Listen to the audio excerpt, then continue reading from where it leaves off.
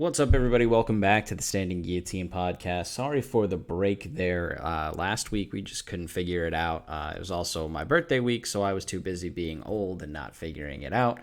So we didn't have an episode last week, but we're back with brand new graphics for this week to make up for it. Yeah, I had to go away. Yeah, you had stuff to do. I had being old to do, still younger than you, so I've always got that up on you. But that's what we had. I was eating cake and feeling miserable. Hmm. All right, speaking of feeling miserable, today I want to talk. We're going to launch this new segment called Winners and Losers. So today we're going to start with the biggest loser of the last UFC card, and that to me, honestly, is the country of Mexico. So one of the biggest buildups to this fight, obviously, was all the conversation about the multiple belts that Mexico held, like the fighting spirit, obviously looping in with their Modelo sponsorship, the UFC, not the country of Mexico with the Modelo sponsorship, but the UFC's Modelo sponsorship, really pushing this like Mexico is the next up and coming thing. It actually kind of reminded me of, do you remember the like African Kings thing? With Yeah. the three African Kings, and then how quickly like that's gone. Right. It was Ngannou and Adesanya, right? Yeah, so it was Adesanya lost his belt, Ngannou left the UFC, and then Usman lost his belt as well. Yeah. So just like that, the African Kings was gone.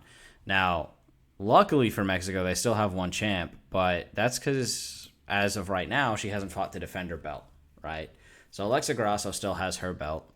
But if we look at overall for the card last night, or not last night, Saturday night, the record for Mexico on the card was 1-4.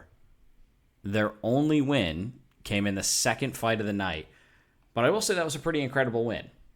In 17 seconds, a massive knockout. That was insane. He absolutely starched him. But Moreno? what's up? Moreno? No, Jesus Aguilar got the only win. Oh, yeah. So KO 17 seconds into the first round in flyweight. In flyweight, you don't typically see a ton of knockouts, so that was pretty cool to see. That's some pure power. That definitely plays. So like the crowd was really loud after that, and there was a huge like, I don't want to say like delegation because that seems like the wrong word because that implies like a political connection.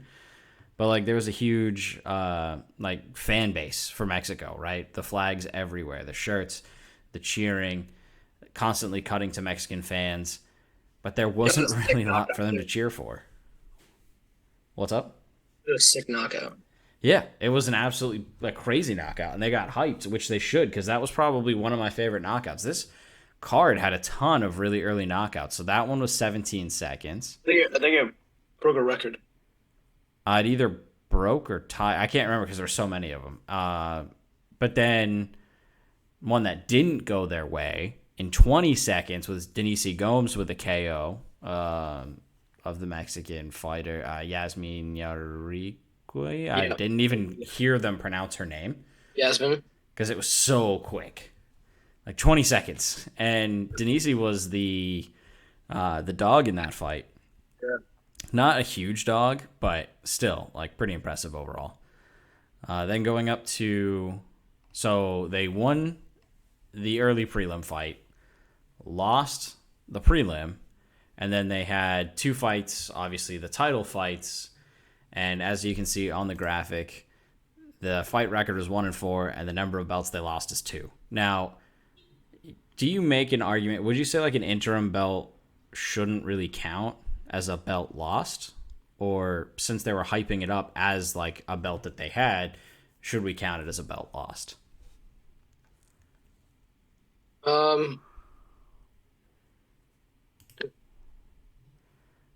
Like how much? Moreno's not the champion anymore. Well, no. So Moreno's was an interim. Yaya Rodriguez was the interim. Yeah. Yeah, so Moreno's belt, that's definitely one that's lost, right? Although I do kind of want to talk about that fight. But the belt itself for Yaya Rodriguez, would you consider his interim belt legit? Oh, against Volkanovski? Yeah. So, like, does he No, he lose never had a that belt? Yeah, so, like, that kind of comes down to your viewpoint of interim, right? So that kind of But when the UFC markets that as like 3 champions, Well, the unification of the belt. I guess he's still a champion if you're interim. yeah, but if so, say you're a fighter, right, and you only win the interim, do you consider yourself a champion? Um,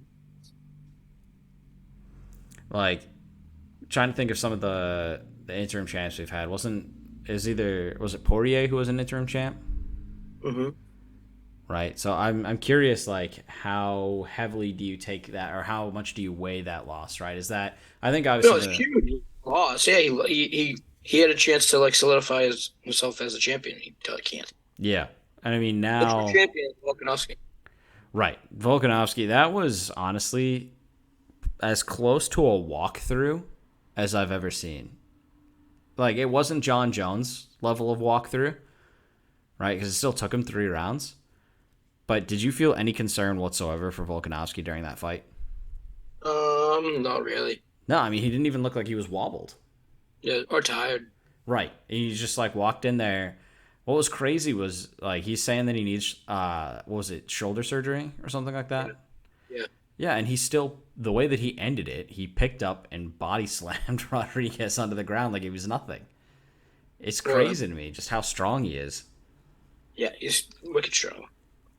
But I want to touch on the Moreno fight, because this one I think there's actually a little bit of intrigue here.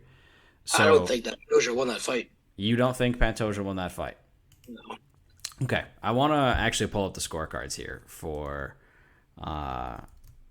the fight, because there was one ref who saw it 4 rounds to Moreno, which is insane. I don't think that's correct. But I think he won. I think he won a. I think he won a close fight, but I think it was a close fight. But I just don't. so if we look at the scorecards, everyone had Moreno losing round 1. Everyone had Moreno winning round 2. Yeah, and I thought he won round 3. That's where there's a big split, right? So Derek Cleary and Junichiro Kamijo ruled that Pantoja won round 3. And then Ben Cartledge said that Moreno won round 3. Round 4, everyone gave to Moreno. Somehow Ben Cartledge gave round 5 to Moreno, which I don't agree with. I think a 48-47 makes sense to me. I don't see how 49-46 came down. That one didn't make a lot of sense to me. I would definitely say, though, like, no doubt Pantoja won round 1. I think, honestly, looking at the fight, the big argument I is think round 3. Moreno won 2, 3, and 4. 2, 3, and 4. Okay, I think that is the biggest argument, right? And what's crazy to think is that Moreno broke his hand in round 1. So Moreno still fought 4 more rounds with a broken hand. Yeah.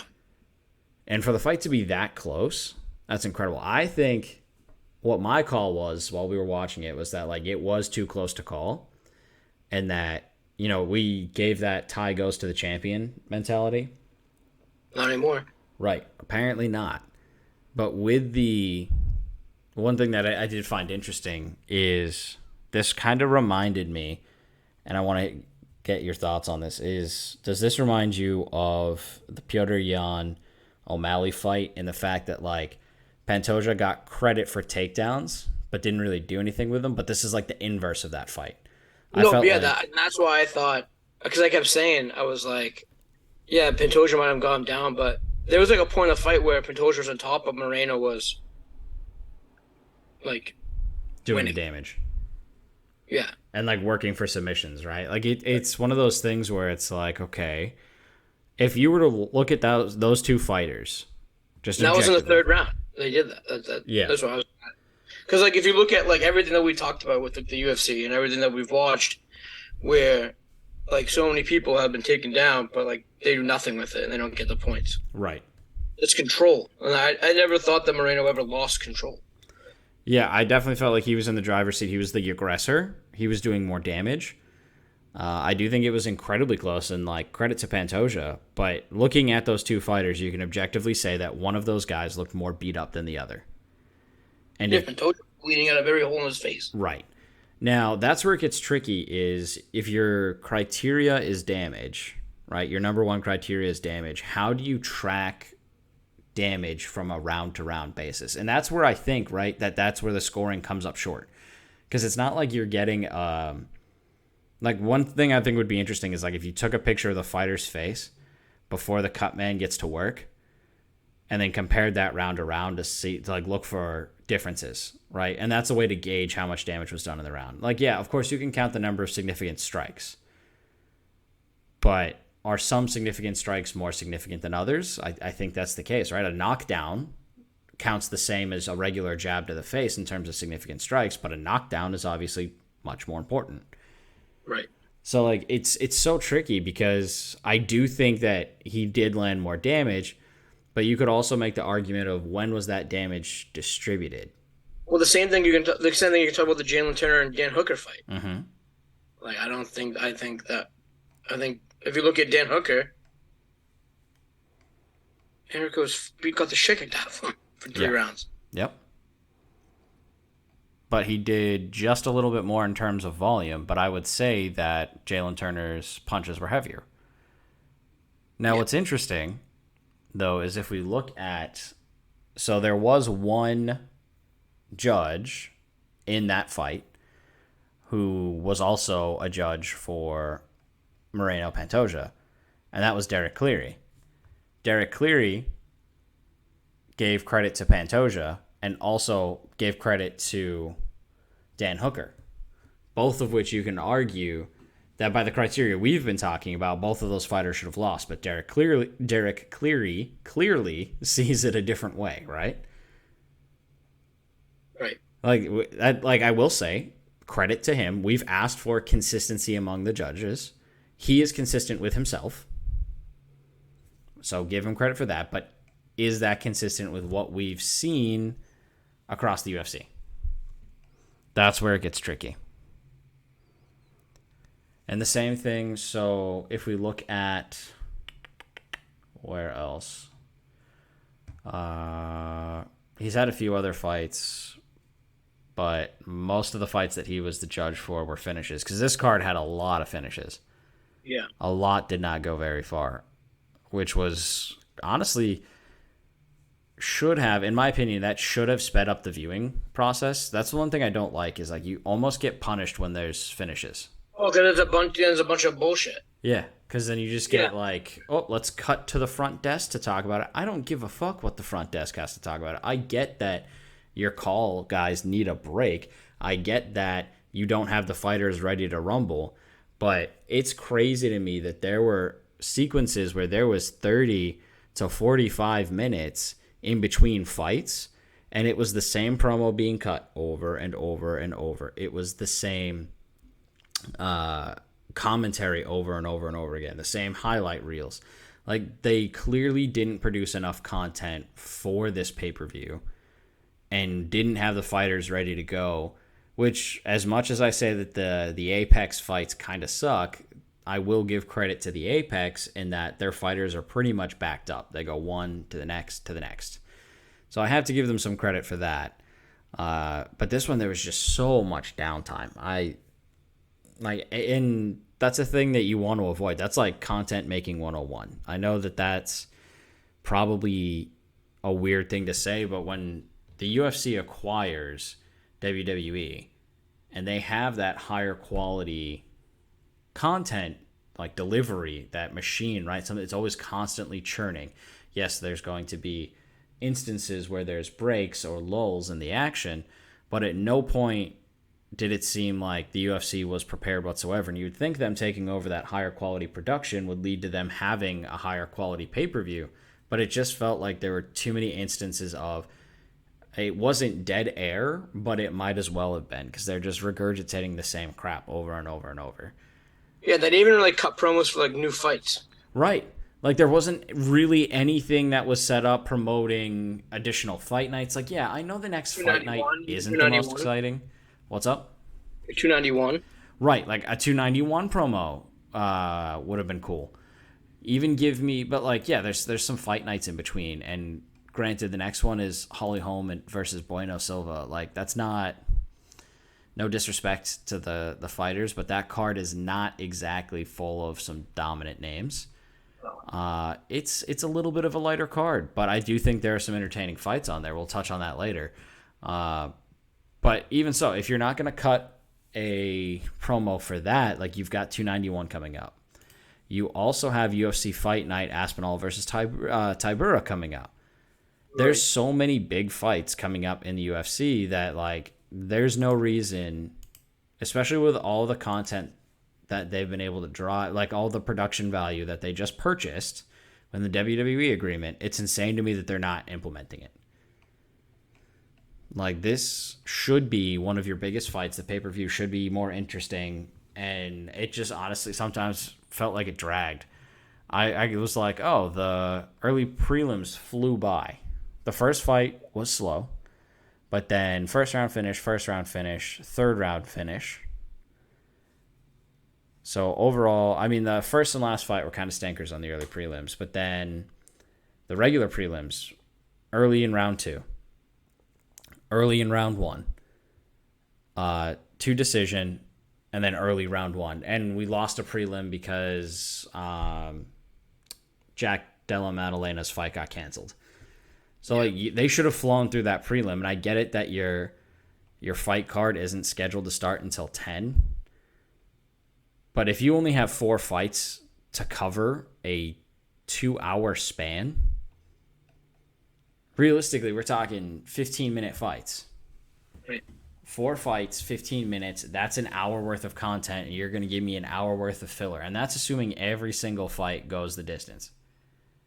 Now, obviously, with like the decision and all of the theatrics and whatnot, there's going to be a little bit more to that. But that is so much dead air when you have that many early finishes. Like I will say, the Robbie Lawler bit was nice though. Oh yeah, yeah. Like if I'm gonna be nice, the Robbie Lawler. Is he done, or does he come back after that? That was he still got some in the tank. He definitely does, but I mean, they said it right on the cast, right? The power is the last thing that goes, and it was one of those scenarios where he got one huge punch, but I don't think that that's necessarily a sign that he's turning his career around. Yeah. Like he had that one punch, but to go out that way instead of on his back, like most former UFC fighters do, to me that was the perfect ending for Robbie Lawler. Like it made a lot of sense. A long drawn out brawl would probably be more accurate to his career, right. But I do like to see that. Like he's not built for that anymore. That would have been ugly if it was a long drawn out brawl. Like I would not have wanted to see that. That would have been probably the worst thing that could have happened. Yeah, bad for him. Yeah, like bad for the brain, bad for, bettors everywhere who took him as the slight underdog. Yep. But overall, pretty solid. So we got a little bit off the winner loser track here, but I do want to jump. Okay, I think a loser of the week would be the promotion team of the UFC. Yeah, so I don't have a graphic for that, but that's actually kind of fitting that I don't have a graphic for bad promotion. Bad PR. Yeah. Look at that. That's terrible bad production value out of the podcast, baby. Terrible marketing. Yeah. All right, so we had our loser first. Now we got to get to our big winner. Now our big winner here is going to be South Africa. And I know you can't see the graphic, but I have a little teeny tiny Adesanya in the bottom right-hand corner with just a single tear coming out of the corner of his eye. Because that was probably one of the most ridiculous, just everything, right? So if we look at the fights themselves are great in terms of things going well for South Africa, right? Their record 2-0. Cam Simon with a big win. Now, granted, it's against a replacement fighter. But what I thought was impressive is that he was able to show off grappling skills, which we really haven't seen him use a ton of. Mm-hmm. And then, so like showing that he's a little more versed. That could go bad in both ways, dude. How do you mean? Like that, it could be like, yeah, because you just said, well, yeah, it was a replacement fighter. Mm-hmm. But that could be bad both ways. That's like bad for the guy who's replacing the guy, but also bad for the fighter because you trained a whole camp for one other guy. Right. So it's a tough spot to be in. And we've seen actually replacement fighters come in and pull off some incredible feats because the other guy's just simply not camped for him. Maybe doesn't have like the read on him. And It happened to what's this a couple of fights ago? yeah, it's happened a bunch lately. Not in this card. Both replacement fighters got absolutely fucking smoked. But I'm trying to remember what that one Was it was. Munoz? It wasn't Munoz. Mm, It was UFC. We saw it at Buffalo Wild Wings. yeah, that was a little while back. That was a main UFC event. Was that the last UFC event? No. No, because it wasn't Nunez Aldana. It was the one before that. Was it Sterling Cejudo? Yeah. Yeah. So that one had. That one did have Diego Well, it was Lopez. Diego Lopes. It was Movsar Evlov. Yeah, he didn't win, but he looked really good, and then ended up getting a Evlov won, contract. but Yeah, Diego Lopes looked really good. and then there was. I feel like there was another one too that some guy stepped in. Because Evlov was supposed to fight Bryce Mitchell. Yep, that's right. And there was another one. It was like Trey Waters, I think, came in and did really well. Yeah, it was Trey Waters against Josh Quinlan. That one was kind of upsetting because I like Josh Quinlan. He had trained for a completely different fighter. And then Journey Newson and Marcus McGee. That was the one that we talked about. Those two fighters, this is going back to April, but those two fighters, that was the Song Simone fight. Mm-hmm. Those two fighters, and then after that, replacement fighters. So replacement fighters do have that kind of chance. So it was good to see not only Simon getting the win, but doing so in an absolutely dominating fashion in a way we haven't seen him do. And probably most importantly for him, avoiding the controversy. Because a lot of his fights in the UFC have been scarred by, like, he didn't lose points, but there was arguments that maybe he should have. I've made the argument that maybe he should have lost points for some of the dick kicks that he threw. But again, good to see him get that fight. Good to see him get that win. Even if it's a replacement guy, you still have to come in and do your job, right? You can't overlook any opponent because if they're good enough to be in the UFC, they're a good fighter. Right. Even if it's somebody you haven't heard of before, they're a good fighter. With the exception of, and we'll come back to this later, I really do feel like I'm going to give all the credit in the world to Val Woodburn for absolutely cashing a check. But that was probably one of the most mismatched fights that they could have made on short replacement. Like, that's a guy whose main job is working as a gardener.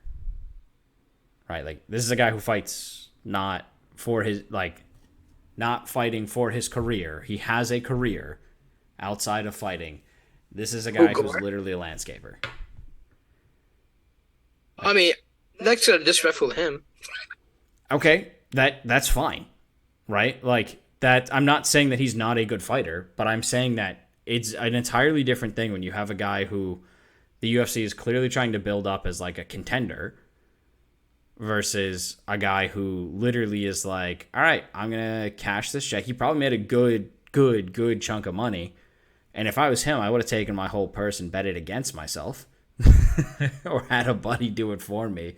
And then, like, he's probably not going to get a call back by the UFC. They just needed somebody who was going to step in the ring and make Bo Nickel look good because that's all they care about. But we did. I'm getting ahead of myself. So Bo Nickel did look good, dude. We gotta, yeah, I mean, anyone's going to look good against a fucking gardener, dude. But South Africa, back to the winners. South Africa, obviously, other than Cam Simon, the other fighter is Duplessis, who won in extremely convincing fashion against Robert Whittaker. Dude, crazy. I'm going to be honest with you. I was expecting him to get exposed. Who? Duplessis. Really? Yeah, I mean, I thought he wanted it more. You could tell. I thought the wrestling of Whittaker would be enough. And it was honestly surprising that Whittaker didn't try and do more with it. Like, I think he got a takedown in round one. But there was nothing like... At no point did Whittaker try and play to his strengths. Like, he seemed willing to try and stand toe-to-toe with a guy who is an unorthodox striker. And that's just not a recipe for success. Right? Yeah. When that's not your game plan... That's kind of weird, right? So I expect him to get exposed. I mean, the UFC wanted 100%. Now I'm not gonna be that guy who's like, oh, the UFC told Whitaker to take a dive. No, I don't. Well, I don't think he took a dive. No, but like I was because the people I was watching with, I was like bet Duplessis. I was like, if I'm the UFC, I'm not saying the UFC is rigged. I was like, but like if it gets close, like that's the fight that Dana White wants. Yeah, and I mean. You can promote it from like he brought fucking Adesanya into the ring, dude. Like right, like it was definitely set up well for that. Like it seemed like that was kind of the plan all along. But you can also say that like, hey, just on the off chance that this is what happens, we should be prepared. Either way, because I think this was the title or the contender eliminator fight. Realistically, right? Like if you look at that division. Whitaker would probably get the next chance. So either way, you're probably going to try and cut a promo. So. You didn't think Whitaker would get the next one? No. If he beats Duplessis, you don't think he gets... Who else would get it? They'd have to go way down the rankings. No, they could go to... what's his face? They could go to... Fournier. Who? Hold on. He just fought Vettori. Oh, Cannonier. Cannonier, yeah. He's the third guy. Yeah, I mean, I guess theoretically you could do that. But did you see that they have Cannonier potentially fighting Hamzat? No. Yeah, that came out on... I saw a thing of that was something that was being talked about. Now, of course, Hamzat's going to be linked to freaking everybody. But that would mean that Hamzat's moving up out of welterweight. Who's he linked to? He's linked to somebody else right now, too. Yeah, I mean, I don't put faith in that. But it does set up an interesting conversation now that obviously Duplessis is getting the shot. And, I mean, it makes sense. I think Hamzat's got to cut weight. He's going to make weight first. Well, Hamzat would only, going to middleweight, he's got quite a bit of room to move up there. Is that only 10 pounds or is that 20? I think that one's only 10 because the middle to light is 20. He's a what? Welterweight? Yeah. So 10 pounds up. Which like I know. I thought Usman comes out in Usman. That was a fight. Yeah, I legitimately don't think he can make welterweight. No, I think Usman wants to move up. Yeah, I think it will be at middleweight. That would also be a fight that I would want to see as Usman versus Adesanya. But obviously they're never going to do that. They're going to do Duplessis. But even so, Usman has to fight somebody first. They don't actually give him to it. Yeah, no, the fight's happening. Coming off a loss, you shouldn't be getting a title shot. There's Adesanya and Duplessis. Mm-hmm. Then I do want to talk about that super cringy promo that they cut. That was fucking weird. There's no other way to put that. Adesanya is an absolute embarrassment. And you're an Adesanya guy. Yeah, I mean, I love Adesanya the fighter. Right, and sometimes it's hard to differentiate Adesanya the fighter and Adesanya the person. I think it early on in his career, the cringe was kind of funny, right? Like it was funny to have a guy who likes anime, to have a guy who does all these kind of crazy things in the ring, hitting a summoning jutsu, doing an Undertaker style walk in. That's good for someone needs to show him 23andMe though, so he can come up with the diss that's correct. Yeah, I mean, the extra chromosomes would actually explain a lot, though. What'd you say? I said if the extra chromosomes might actually explain a lot, though. That would explain the... if he had 26 chromosomes, that would kind of track with where his thought patterns are. That was one of the most incoherent ramblings. Yeah, he said 31. He's like, yeah, check the 31 in me. And he said the 26 in me. He's like, I'll tell you, I don't need a DNA test to tell me where I'm from. Apparently, that's. I mean, have you seen the commercial of him saying that he's in his heart he's Chinese? Have you seen that one? It's fucking absolutely insane. You probably have to take a 23andMe to figure that one out. But so he did when he was doing what was the kickboxing thing he was in? It wasn't Pride. One? Was it One? Yeah. So when he was in one, Dana White said something weird about it too. Someone asked him about it. yeah, it's just like this whole fiasco of. He was like, he can say whatever he wants. Right, he can say whatever he wants. Sure, yeah, he can say whatever he wants, but like, if you're ESPN, right? So ESPN is linked with the pay-per-views. Is that something you really want happening? Now, granted, it is pay-per-view, so it should have a selective audience, right? I mean, but sometimes I'll watch UFC fights with my kids, the ones that are on like Fight Pass. If it's on early enough, like it's an afternoon one, my kid will walk by and the UFC's on there. If my son had walked past when that promo was cut, that would have been a scenario where I'm covering his ears and running him out of the room. Right. Because that can't be happening. You can't have a guy who's representing your brand talking that way. Even as much shit as I give Conor McGregor, that's not nearly the same. He was baiting him so bad. Right. He was trying to get Du Plessis to say the N-word. And like I will say, like, again, I'm not a Du Plessis fan. I thought he was going to get exposed. I don't think he's actually going to do well against Adesanya, unless Adesanya has really gone off the deep end and his brain is just scrambled. No, I think he's just that mad. And I get it. I get where he's coming from, right? Like, you got this guy being like, "Oh, I'm the real African," and all clear. You know what I mean? Like, clearly, there's like, obviously, we live in a world where there's some tensions between groups of people. Right, and that's really not that far off, right? That's not that far away. That's within our lifetimes. Right. You know, yeah, especially with down in South Africa with apartheid and right. You know what I mean? They like people want to say that America is racist. Like it was bad there. Right.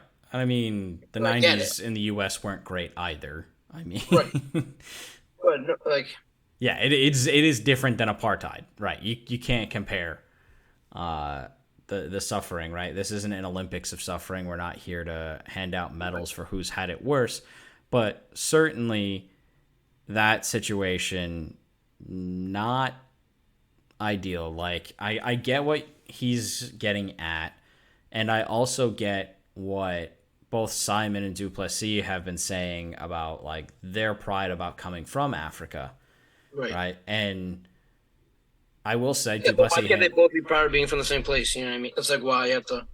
Right. But they handled it with class. I was watching an interview earlier with Simon, and the way that he handled it was very well. And then in that moment, right, where you've got a guy screaming racial epithets in your face. After a win, like his adrenaline must have been going through the roof. Right, and like you're in the situation where you're set up for a title fight, and all of a sudden Dana pulls this weird move of bringing the champ in.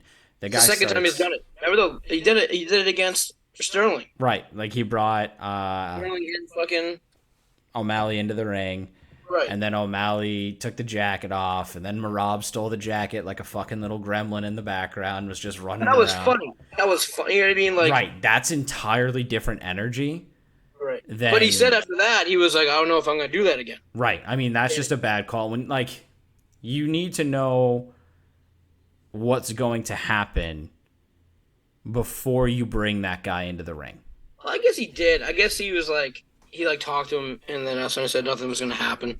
Like, and in retrospect, I mean, nothing really did. I mean, they just like yelled at each other. Yeah, I mean, okay, nothing really happened in the sense that there was no like violence, but at the same time, we're talking about promoting a brand. This could be really bad for the sponsors because what they think. Right, it's bad for the brand. No matter what you say, anyone spewing racial epithets, regardless of their skin color, on a televised event, that's not ideal. Because if that was the other way around, that was Du Plessis doing that, it would have been bad optics. Right. I mean, that is a brand killer. And don't get me wrong, Conor McGregor said some fucked up shit too. Right. Like, he called Conor McGregor a terrorist. Right. Like don't get me wrong, that man has said some vile things, but that doesn't make Adesanya in the right either. Right. Like two wrongs definitely don't make a right. They need to clean that up. Dana addressed the things that Conor has said. Conor has been forced to do kind of like not apologies per se, but like explain. Yeah, like he's had to. I mean, it was court ordered, so maybe that doesn't count. But like something needs to happen with Adesanya, and like the thing that I'm worried about is, so you make this fight, right? If Adesanya wins that fight, what's he gonna say? What is he going to? If Adesanya wins that fight and you get We Joe, hope that they go in there and it's a battle and he's a warrior. right? And he comes out with respect, right? That's the hope. It's all fair. All is fair in love and war. You know what I mean? Like, which I think he. You know what I mean? I don't know. He might like, but there seems like there's some real like hatred. Yeah, like it's. I genuinely think it's bad blood. Like it really is. To me, that doesn't really work out for champions. No, but I mean, I don't know. Look at the Conor and Khabib situation. Both of them have talked about how that's brought the absolute worst out in them, and like but like the one who was talking the most shit, which was Conor, right, and beating Dick. I mean, maybe the person who's running their mouth the most is the most scared. You think Adesanya's scared? No. I think Adesanya's just fucking wild. Yeah. I mean, I think that Adesanya had this air of untouchability, and that obviously got shattered against Pereira. But coming back and then knocking him out has kind of put him up, like back on this. I'm the best, and I think he's got a really inflated sense of self right now. And it was just such an awkward promo. I think, not to play too much on the WWE UFC merger thing, but like there's a reason why those things in the ring have a script to them, and this is what happens when no one's following a script. Like that was an ugly moment for the UFC, and that's why I've got South Africa as the big win there, because they're the ones that came out looking good, and then I've got crying Adesanya in the corner because frankly Adesanya counts as the mini loser there. That was just ugly. And it's possible that he was just absolutely shit-can drunk because he had to wait so long in between fights. Oh, yeah, that too. But, like, that's just... That can't be it. That can't be happening. Well, you hugged Kelvin Gastelum? I didn't even see that, to be honest. He was... I walked away when he started really going off. I couldn't sit there and listen to that. It was garbage. Which is weird because they're in the same division. Yeah. But I don't think that those two are going to fight. But no, I think Adesanya sees Gastelum as the up-and-coming guy. I think Adesanya would be way out of there. Yeah, I mean, I don't know. He put him... He's already put him down once. I don't think he's worried about him. All right, so now we're going to head over to our contender or pretender, which is, again, another series that we're going to bring up here. I think depending on how well this goes and how argumentative we get, we either run it back because it makes good content, or I bury it and pretend it never happened because we'll be at each other's throats. So here is our lists, the contenders versus pretenders. I put 3 on here. Obviously, Du Plessis, in the sense of contender, we know he's the next fighter, so obviously he is a contender. But the way that I want to view contender, it's not just somebody who can challenge for the belt. I mean somebody that can actually challenge the champion. Because if we looked at Rodriguez, right? Yair Rodriguez was a contender, but that fight made him look like an obvious pretender, right? Like he's not even at the level of Max Holloway. And Volkanovski makes Max Holloway look bad. He made Rodriguez look significantly worse. Right. So I think even if somebody is a contender by UFC standards, that doesn't necessarily mean that they are actually a danger to the belt. So looking at this, do you really think that Du Plessis is a danger to Adesanya? What do you think about that? Yes. Okay, why? I think he's in his head. So, okay, there's a mental element. I would concede that. I think that Du Plessis is a one-dimensional fighter, and that the reason he's been able then like how he was gonna do against Whitaker. Like if he went say they went to like a 5-round war, and like Du Plessis won by decision, then maybe but but the way that he just methodically tore through Whitaker, and it wasn't close. I mean, I think though that that's part of Whitaker's problem, right? Is that he's not a striker. And realistically, if we look at Whitaker's who he's won against, right, you wouldn't necessarily call like Marvin. Why am I blanking on his name? Vittori. What now? Marvin Vittori. Vittori. I was like thinking Dittori, not Vittori. I couldn't remember what his last name was. If you look at Marvin Vittori, he's a brute, but he's not the smartest striker. So if we look at his wins, right, and like who he struggled with obviously Adesanya. He struggled with Duplessis. He was, but if we look like those kind of like, he did beat Cannonier. So like Cannonier obviously just put on a pretty high level striking thing. But he beat Cannonier through wrestling because Cannonier has no wrestling defense. Like it's just not a thing he does. Right? Weirdly enough, he KO'd Brunson, but I don't think Brunson's that great of a striker, frankly.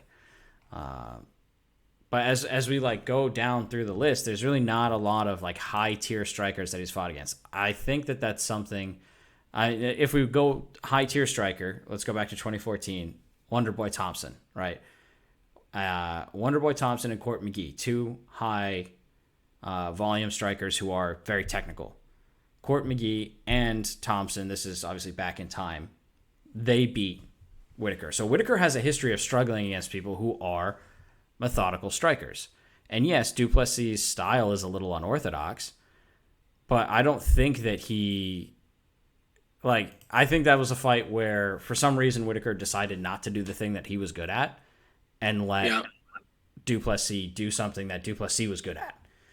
Adesanya is a better striker than Duplessis. I think that's a fair statement.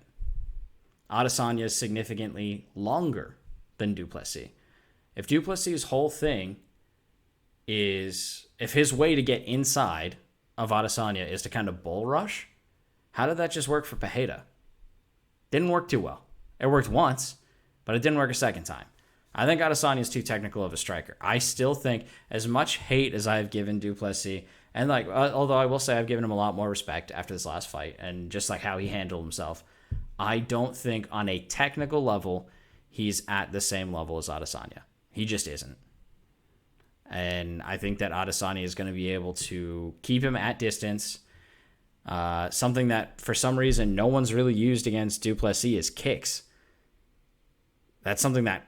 I mean, Duplessis, I think he's undefeated in the UFC, isn't he? Yeah, but I mean, like, again, his run isn't... Perez.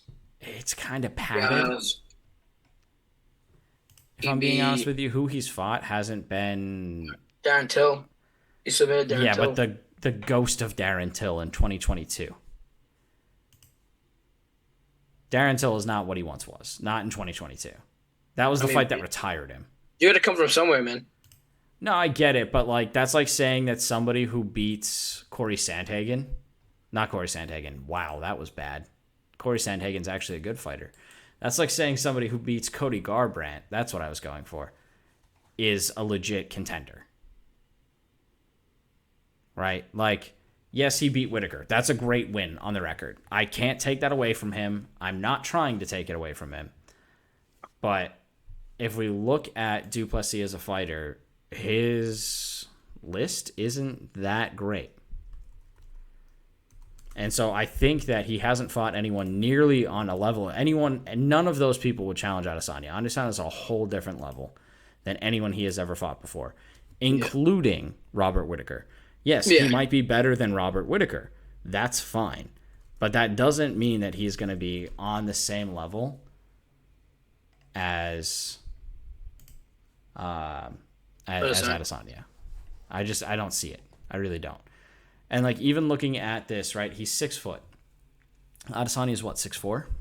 Yeah. So Adesanya, when you have a 4-inch reach advantage, just going purely off statistics that UFC has presented. So I haven't individually vetted the statistics, but it's something like a 60 to 65% win rate when a fighter has a 4-inch or more height advantage. I am curious about the reach, though. But I just think that Adesanya, coming from that kickboxing background, he's just going to be good. I don't see, unless Duplessis secretly has a grappling game that comes out of absolutely nowhere. But even still, Adesanya's grappling is still pretty good. Yeah. Like, he's got to pull something out of the bag that no one has shown Adesanya yet. And I just don't think he has that, right? The only reason I think Adesanya lost to Pereira is just pure power. And, if I may offer a counterpoint, if we're talking about mental fortitude, as much as Adesanya is kind of a nut right now, think about how he was able to bounce back after losing his belt to Pereira to come back and win. That, to me... but he also got caught again. He did get caught again, but I think right now, I'm just talking about pure mental, right? I think he's riding on cloud 9 after that. He finally got the demon off his back. Yep. So I think this is just him. Oh yeah, he's 6'1". He's only 6'1"? I feel like he's so much longer. 6'1". What's his reach? 76. What's Duplessis' reach?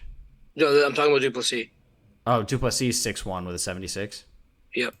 And then Adesanya's what? I mean, it says he has a fighting style as a mixed martial artist, and Whitaker's a striker, and you got outstruck. Whitaker as a striker is an interesting take. That's just not... I mean, it's not terrible, but it's weird. So Adesanya is 6'4" with a 6'8" wingspan. Oh, so yeah, Duplessis is longer. How would he be longer? Because he has a 7 foot 76-inch wingspan.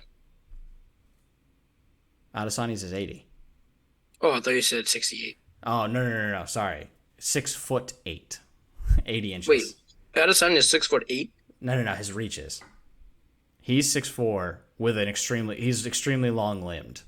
So he's 6'4" with really long limbs. So he has an 80-inch reach. What is Duplessis? 70 something? 76.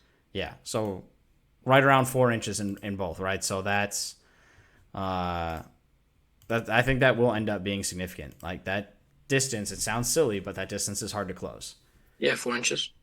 Yeah. I mean, I was going to make a bad joke, but I'll behave myself for now, just because I know Dana White's watching. I guarantee you, if we get a fucking segment of Contender versus Pretender, I am absolutely throwing a copyright strike at Dana, because I swear to God, every single thing that we have put on, like, every new segment I've tried to introduce, every new concept has worked its way into the UFC.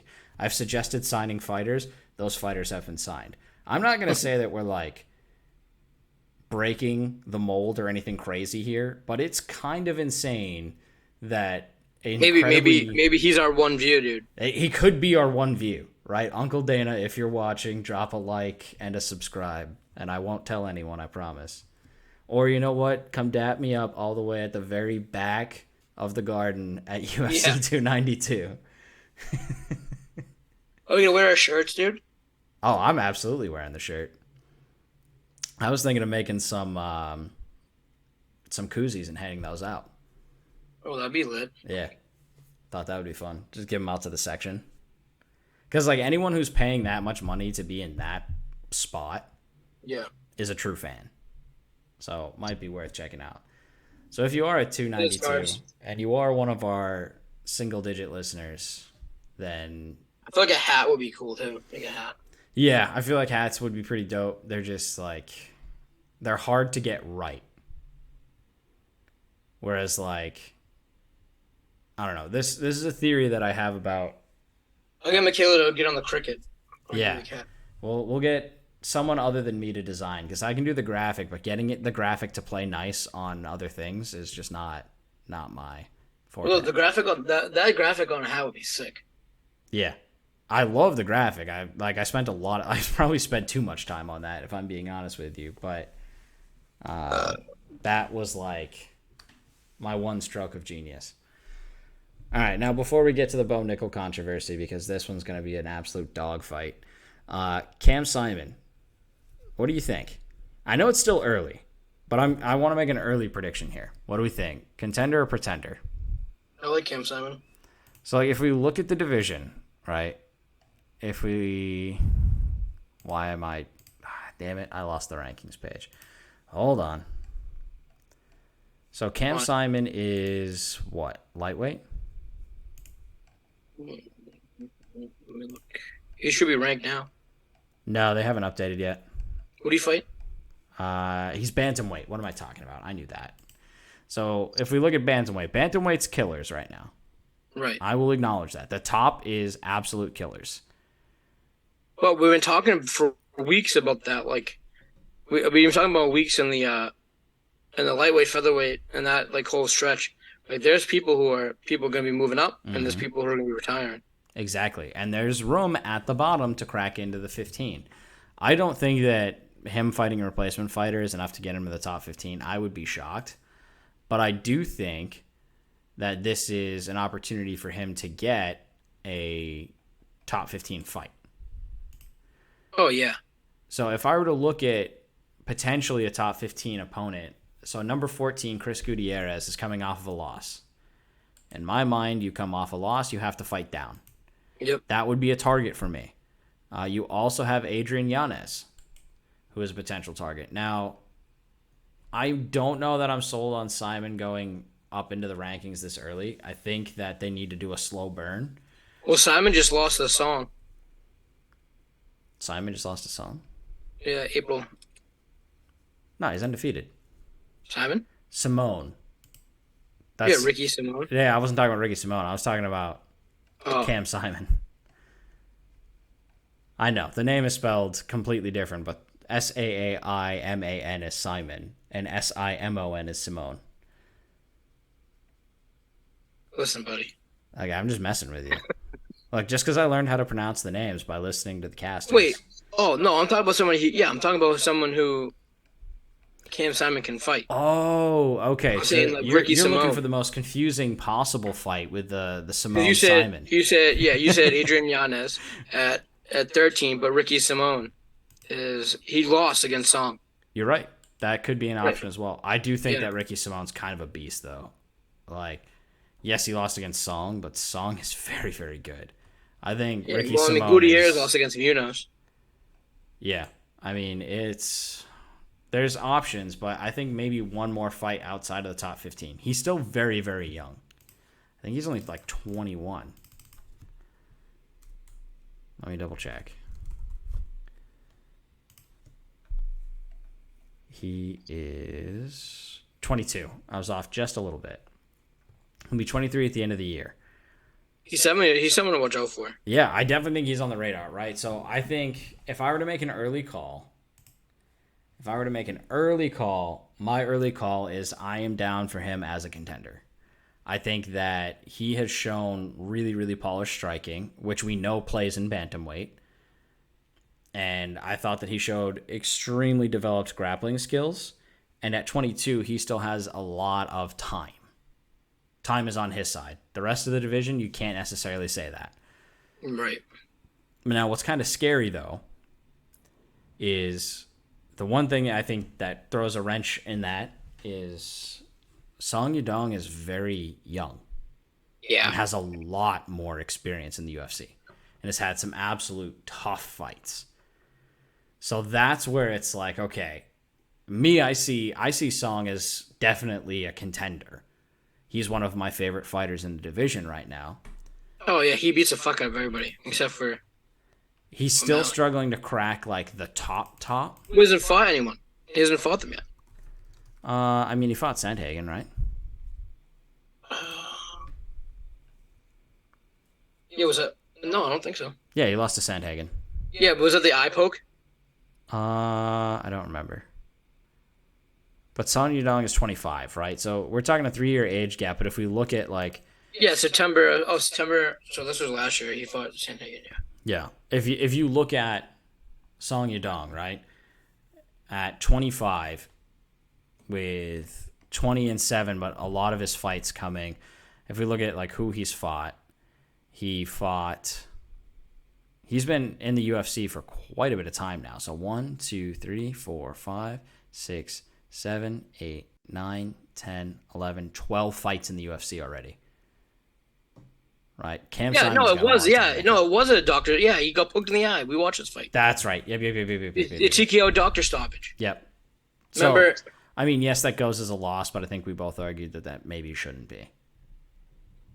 Yeah, that was like a big thing, right? We were, yeah, because we were talking about like doctor stoppages versus like what's actual damage, or no, we weren't going in September, I don't think. No, well, we didn't. We didn't have the podcast yet, but No, yeah, I think we talked about it individually. I just don't think we Yeah. put it on a podcast. no. Yeah, but like 12 fights already in the UFC at 25. This guy has fought some absolute killers. He's coming up against Rob Font at 292. That's going to be awesome. So like this gives him another chance at Rob Font's not higher than him in the rankings, but he is someone that is respected within the bantamweight division. So I could see that like he's building quality wins and he's got quality fights. I think Song Yudong. Well, I think they're having a hard time finding people to fight him. Right. I mean, I wouldn't want to fight him. No. But with Cameron Simon, I think he's got maybe one more fight. I wouldn't be shocked. I don't hate the Gutierrez matchup. That's a guy that wants to be a striker. So like you're putting your skill against somebody who is proven to be very good at striking. And is coming off a loss and wanting to keep it in that top 15. So I think if you're going to make a top 15 fight, to me, Gutierrez is the fight. And that could be the campaign that launches him up the ranks. But I still think it's early for him. He's got a lot of time. You do have some other really good guys in that division. Umar Nurmagomedov is also very young. You do still have Song Yudong. And, I mean, Sean O'Malley's not old. Merab's not old. And... I mean, Cejudo is probably going by the wayside at some point. Aljo probably going by the wayside at some point. Piotr Jan probably going by the wayside at some point. Dominic Cruz. So there's going to be some openings in the next like 2 to 3 years. I'm not sure how long they do the build-up, though, because he has had some pretty high-profile fights, and he is becoming a little bit more of a personality. Who? Simon. Oh. I think he's becoming a little bit more of a personality because of, weirdly enough, Duplessis, right? As Duplessis' star has risen, the attention has shifted to Simon, which is kind of interesting, right? They want to put that focus on like, oh, here's a good South African fighter. Let's look at other good South African fighters. Right. So I think that he's going to kind of get a little bit of that shine, which I think is great for him. It's a really good opportunity. I do think he is a future contender. I would just hate to see them rush it. Especially because, in my opinion, the UFC is really great at choosing favorites and then heavily protecting them, which brings us to our next discussion. The most protected man in the UFC who has fought such accomplished opponents as a Gardner and no one else. Good old Bo Nickel. I mean, really, like, have you looked at his record? Who he has fought. Yes. 3-0, dude. Look at 3-0 or 2-0. Who he has fought. 2-0 in the UFC. 2-0 in the UFC. Whoop-de-freaking do. He beat Jamie Pickett. Who? Jamie Pickett. Who? His first fight. Exactly. Who? Jamie Pickett is 13-9. 13-9 and 34 years old. Who did he fight? And on a losing streak. Yeah. With no significant names under the win column. You know who Bo Nickel fights next? Chris Curtis. I think he gets absolutely fucking rocked. By Curtis? Uh-huh. So, here's the thing, which is just like blows my mind. So, everyone was making a big deal out of the fact that he just got a KO finish, right? If you look at the quality of those punches thrown, they are absolute dog shit punches. Absolute dog shit punches. He caught the guy, a guy who wasn't prepared whatsoever to fight him, a guy who had zero camp time, who was literally working in a backyard when he got the call. Again, Val Woodburn, I have all the respect in the world for him, and I was in his corner and I wanted him to win. But you can't sit here and pretend that Val Woodburn is a quality win. Yeah, he was undefeated, but who has he fought? And what divisions has he fought in? None of these people are names, right? And this isn't a guy who is a career fighter necessarily. His interests he's not 100% married to the game, right? That's not a bad thing. But he's fighting out of Combat Night out of Florida. What even is that? Yeah, I guess the guy that they were going to fight against, Tricia and Gore, isn't that good either. Right. So, like, he's coming off a win. Okay, cool. Yeah, but he's a mid-fighter at best. If Bo Nickel is this absolute prodigy, this stud of a human being, prove it. I think it's way too soon to even have him in the conversation of contender when he hasn't even fought anyone yet. He hasn't fought anyone. Yeah, like, the comparisons to DC were, I think, insulting to DC. That was fucking wild that they were doing that. They're like, oh, well, wrestling's a great background, right, DC? And it's like, yeah, it worked for me. And it's worked for a lot of other... Yeah, and, like, it's worked for a lot of other... If you look at... He was a national champion winning wrestler, though. Right, cool. National champion, whatever. Cejudo was a and fucking a world Olympic, champion. Right? Cejudo won a medal. And how Cejudo was also a champion. Okay, used to be. He isn't right, anymore. But he still won. Yeah, but won against who? Look at Brock Lesnar. Okay, cool. But Brock Lesnar was in a time when heavyweight was at its, like, basically its death knell. I don't know. You had Frank Mir, which, like, okay, if we look at all-time... Randy Couture. If we look at all-time heavyweights, but, like, wasn't that, like, 40-year-old Randy Couture? Does that count? He just won. He beat him. And he came back and beat him again. I don't know, man, but I feel wasn't Couture a light heavy? I know he did fight heavy, but wasn't his like natural light heavy? No, Randy Couture was a UFC heavyweight champion. When I'm pretty sure Brock Lesnar got hurt, lost his title. Couture was a title, and he came back and he fought Couture for the title. I mean, you got to put an asterisk on all of those, though. Fucking roids, dude. Doesn't count. Not real. You're just a Bo Nickel hater. Dude. No, I am. I 100% am a Bo Nickel hater. I don't understand the dick riding of Bo Nickel that everyone's fucking doing right now. I really don't. Like, he's not the second coming of Christ. Because the middleweight, I think the middleweight division is just bullshit. I mean, middleweight's Adesanya, dude. Yeah, okay. There's no chance he goes up against Adesanya. Yet. 0% chance. Yet. But, like, okay, let's see who would have to get through. I agree that right now the lower ranks of middleweight aren't really great. But there are, okay, you've got Roman Dolidze. I don't think he beats Roman Dolidze, to be honest with you. I don't think he beats Jack Hermanson. I don't think he beats Sean Strickland. I think Sean Strickland pieces him up and pulls him apart. Yeah, he's getting in the top 15. Okay, top 15 is not contender. No, I mean he's the top 10. No, 15 down. Curtis, he has to get in there. Yeah, he has to get in there first. It's not don't just give it to him. Right. I don't think he deserves a top 15 fight because he hasn't beaten anyone who's remotely close to that. Like, even if his fight against Gore had gone through, Gore's nowhere near a top 15 fighter.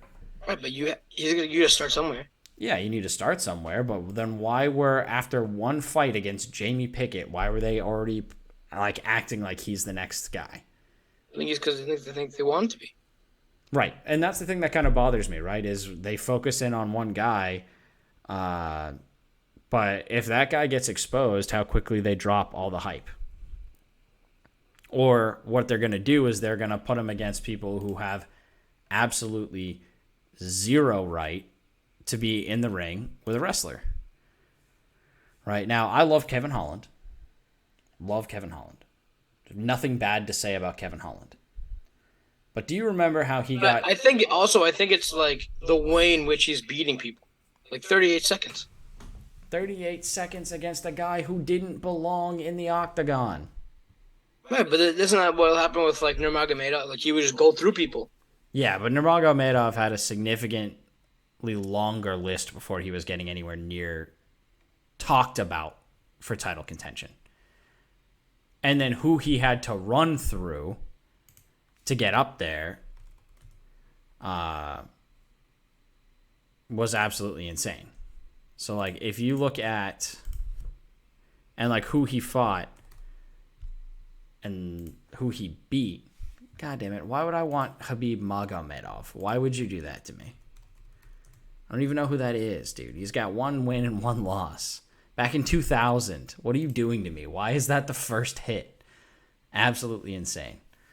But, like, if we look at who he went through, even, like, early. So we're talking 2014. Right? The first solid name appears with Rafael dos Anjos. Then Michael Johnson, Edson Barbosa, Al Iaquinta. Then Conor McGregor for the title. Then defended against Poirier and Gaethje. Even before he gets... Now, you can argue that his record is super protected and stacked going all before he came to UFC, right? And even the UFC fights, the guys that he fought are kind of a bunch of nobodies. But he wasn't getting that same degree of hype and is a much better fighter, in my opinion, than Bo Nickel. We haven't even watched him really. Like he just like pieced him up. You know what I mean? Like he won. He didn't have to use any of his grappling, any of his fucking. I mean, there were sloppy, wide open hooks that any high level striker is going to piece apart. Like if you're coming out there throwing lunch boxes at someone's head and one connects, it looked like, honestly, like I'm glad you made the Lesnar comparison because Lesnar had like 0 striking. It was just ground and pound ability. Yeah, but I think Bo Nickel does have some striking. I don't know. Those were ugly looping punches. He's gonna get clipped. He threw an ugly looping punch that hit him on the temple. Great, that can happen, right? We always talk about a puncher's chance. I think against any high level opponent, he's gonna get pieced up, taken apart, and embarrassed, unless they protect him and put him against people that have no right to be fighting him, like the Kevin Holland fight against Islam Makhachev, right? That was Makhachev, right? Or was that Hamza? No, it was Makhachev. Like, respect Kevin Holland for taking that fight, but he did not. That was like the worst stylistic matchup you possibly could have asked for. No, it was Khamzat. It was Khamzat, yeah. So, same deal, right? Terrible stylistic matchup.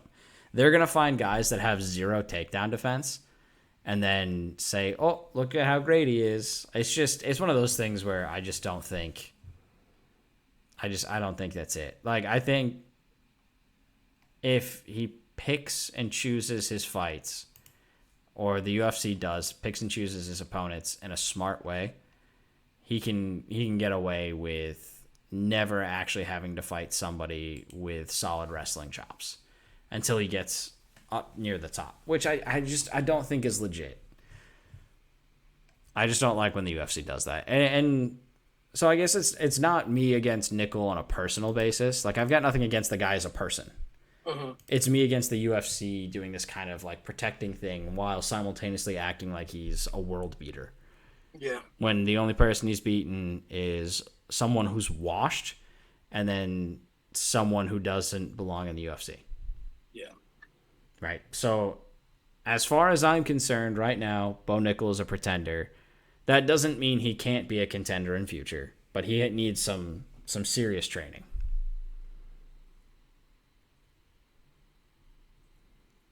But maybe I'm just angry. Maybe I'm just angry. Who knows? Grumpy old man. Yeah, I mean, I did hit 30. Come on, UFC. Yeah, just getting real grumpy. Yelling at these young kids to get off my lawn. I actually have yelled at kids to get off the lawn before. It's Poor dog's pooping. Somebody was walking a dog in the front yard and was letting them pee on the grass, and I just wasn't having it. Not allowed. Not my grass. Right. It's not even my grass, but it doesn't matter, dude. gotta stand my ground. I can't have no dog piss all over my house. Won't allow it.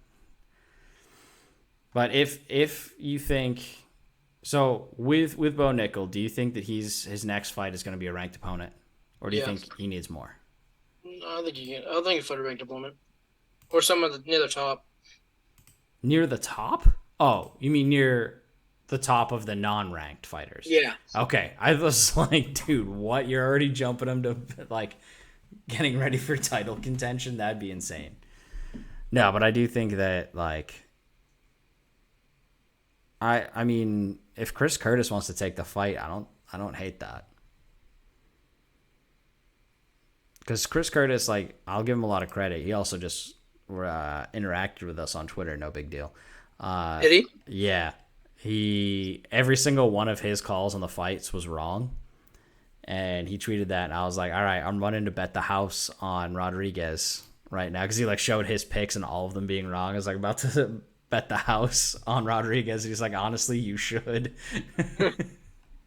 But I mean, he's interacted a few times with us on Twitter. He's a goofball. He's honestly, I think he is good for the sport and a good ambassador. And as much as like at times he can be kind of cringy, his like actual commentary on Anthony Smith and like his concern that he actually does have some pretty severe PTSD that's not being treated, that made me view him in a completely different light. Like, beyond just the character he presents, he's actually a good person. There's some guys in Chao Borrallo, you fight him. Andre Muniz, 17, 16. They have on this website, the Ranking MMA, they have Chris Curtis at 14. And Brendan Allen at 15. Yeah, I mean, Curtis has beat Allen. But Andre Muniz or like a 17 or 16 guy? Yeah, I mean, I wouldn't hate him getting close to, but like if they want to protect him, they're going to find somebody up there who's got no wrestling skills. And then be like, oh. Joseph Pfeiffer? No clue. See, this is the thing. Outside the top 15, I don't really know these guys. But I'll have to check those and we'll get back to it. All right. Yeah, Pfeiffer just fought on the Adesanya Pereira card too, against Gerald Meerschaert. Oh, okay. Meerschaert? But even him, Bo Nickel fight him. That's a possibility as well. I think he just either had a fight cancel or he's on an upcoming card though, something like that. I remember seeing his name recently. Yeah, he's gonna fight at 292 actually. Yeah. Okay. He's fighting in Boston, Andrei Petroski. Yep, that's right. I remember seeing his name because I've been looking to see who they add to that card. All right, well, I think that's going to take us to the end of today's. We've been going for quite some time. I was going to preview the next fight, but I'm going to be honest with you. This seems like a hard skip. If you're burnt out from watching UFC every Saturday, this is one you can ignore. It's not going to set anything up. I mean, Holly Holm, if she wins, might get another bantamweight shot down the line, but none of these fights are going to be significant. If you missed the action, just go back and watch the replay. You're not really missing much. Not to be mean, but that's just the way it is. All right, well, that takes us to the end of it. We will catch you next time. Peace.